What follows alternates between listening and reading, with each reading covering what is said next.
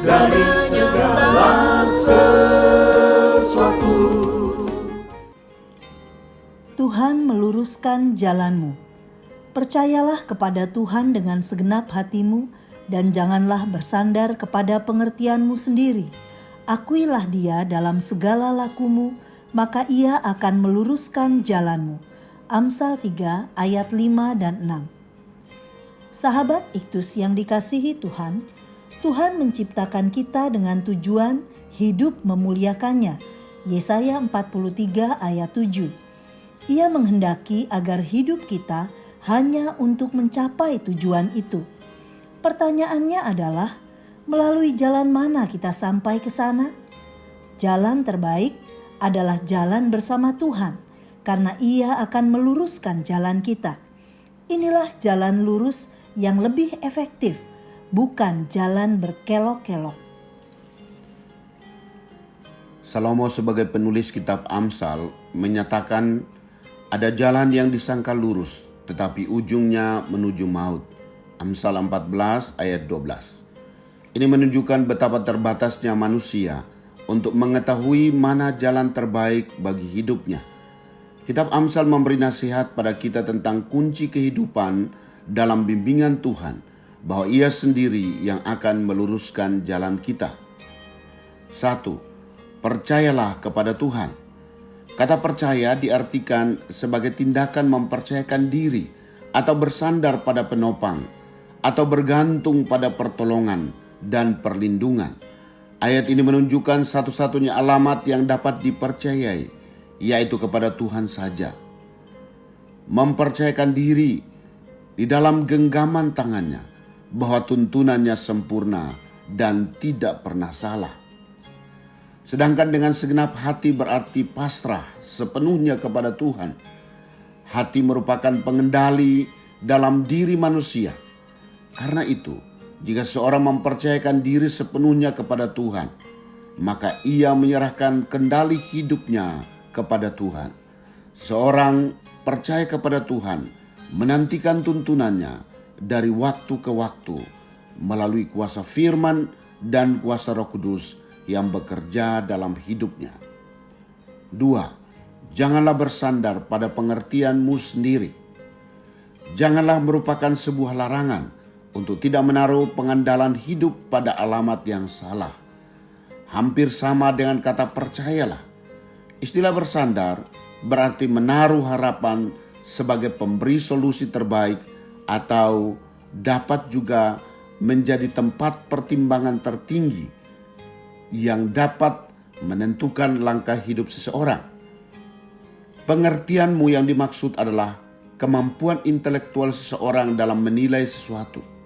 Bagian ini memperingatkan bahwa pengertian manusia sangatlah terbatas karena dosa, sehingga kecenderungannya adalah memberi penilaian berdasarkan apa yang jahat. Karena itu, pengertian haruslah tunduk kepada Tuhan.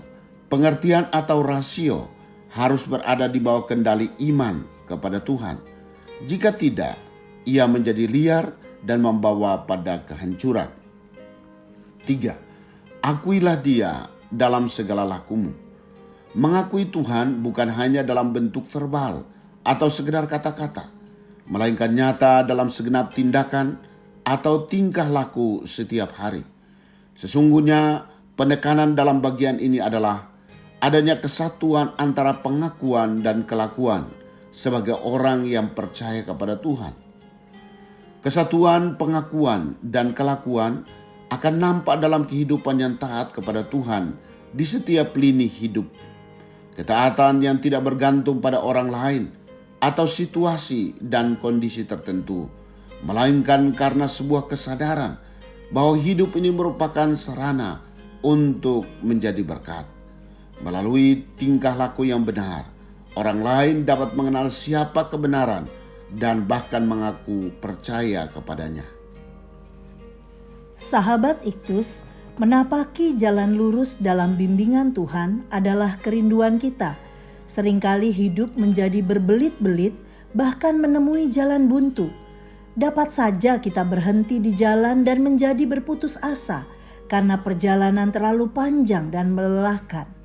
Karena itu, kita perlu memiliki 3 kunci hidup dalam bimbingan Tuhan. Sejak saya mengalami kelahiran baru, maka saya hanya mempercayakan diri sepenuhnya kepada Tuhan. Saya menundukkan pengetahuan dan pengalaman saya dalam kendali Tuhan.